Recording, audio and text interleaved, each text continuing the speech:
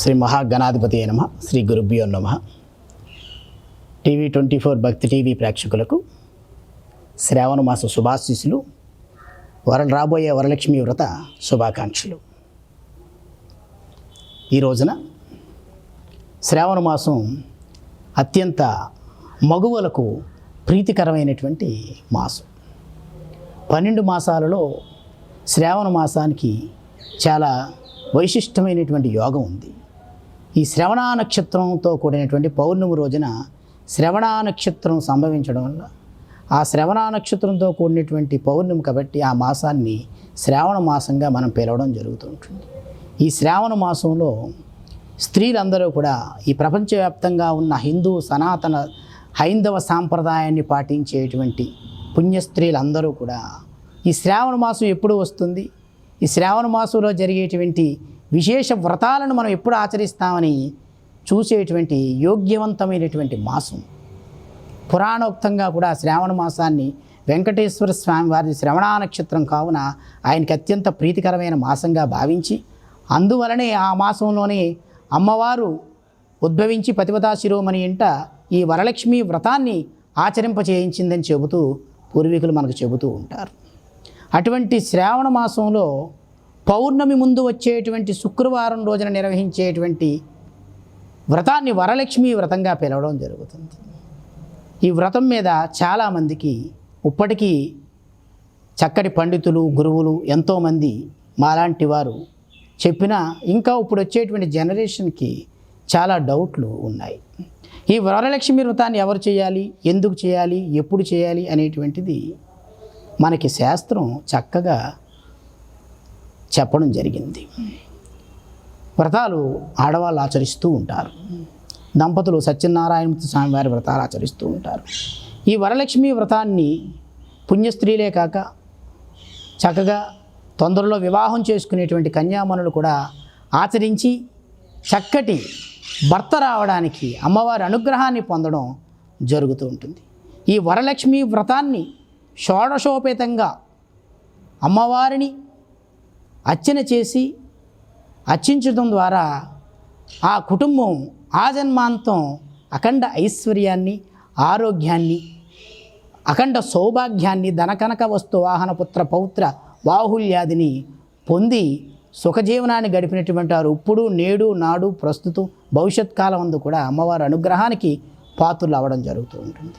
అయితే ఈ అమ్మవారి యొక్క వరలక్ష్మి వ్రతాన్ని పూర్వకాలమందు స్కాంద పురాణపరంగా పరమేశ్వరుడు కాత్యాయిని అయినటువంటి ఆ కామాక్షి స్వరూపమైనటువంటి లలితా త్రిపుర సుందరైన పార్వతీదేవికి విశదీకరించారంటే ఈ వరలక్ష్మి వ్రతాన్ని ఈ రోజున ఎవరో చెప్పింది కాదండి, నేరుగా వేదాంతర్గతమైన అపురుషాల ఎలా వేదాలను చెబుతాము. సాక్షాత్తు వరలక్ష్మి వ్రతాన్ని పరమేశ్వరుడు పార్వతీదేవికి స్వర్ణ సింహాసనం మీద కూర్చొని చెప్పారంటండి.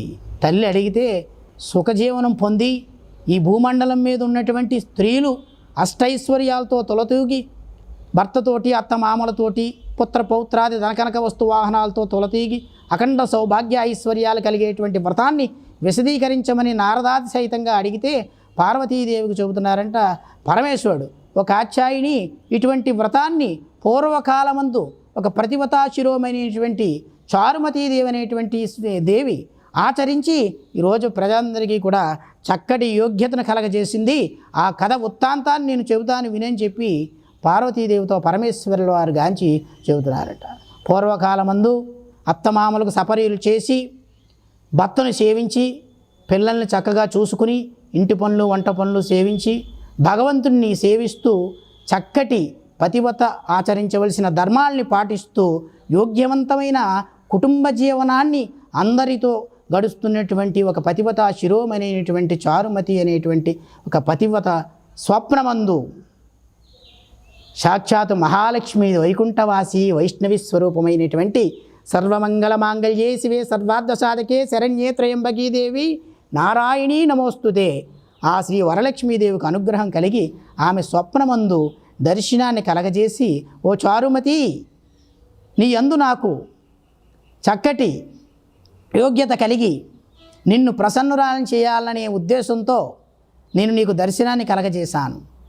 రేపు వచ్చేటువంటి శ్రావణ మాసము పౌర్ణమి ముందు వచ్చే శుక్రవారం రోజున చక్కగా తలంటు పోసుకుని నూతన వస్త్రాలు ధరించి అమ్మవారికి మరిచిగులతో కలశంబు ఏర్పాటు చేసి చక్కగా మండపాన్ని ఏర్పాటు చేసి షోడశోపరితంగా అమ్మవారికి పంచభక్షాది భోగ్యాలు సమర్పించి దక్షిణాస్తమ తాంబూలాది తోరం కట్టుకుని సద్బ్రాహ్మణ్ణి పిలిపించి కల్పోక్త ప్రకారేణ నా వ్రతాన్ని తోటి ముత్తైదులతోటి కుటుంబ సభ్యులతోటి నువ్వు ఆచరించినట్లయితే ఆ రోజు నుంచి నీ కుటుంబము ఆచరించినటువంటి ప్రతి ఒక్కరూ కూడా అఖండ సౌభాగ్య అష్టైశ్వర్యాలు తొలతూగుతాయని అమ్మవారు చారుమతీదేవికి స్వప్నంలోనే ప్రసాదించి వరాల్ని అంతర్ధానమయ్యారంటే ఆనాటి నుండి చారుమతి మొదలగు స్త్రీలందరూ ఈ విషయాన్ని వారి వారి భర్తలకు తెలియజెప్పి ఈ శ్రావణ మాసం ఎప్పుడు వస్తుందో ప్రతి ఒక్కరూ కూడా వేచి చూచి వచ్చినటువంటి శ్రావణ మాసం ముందుగానే మేల్కొని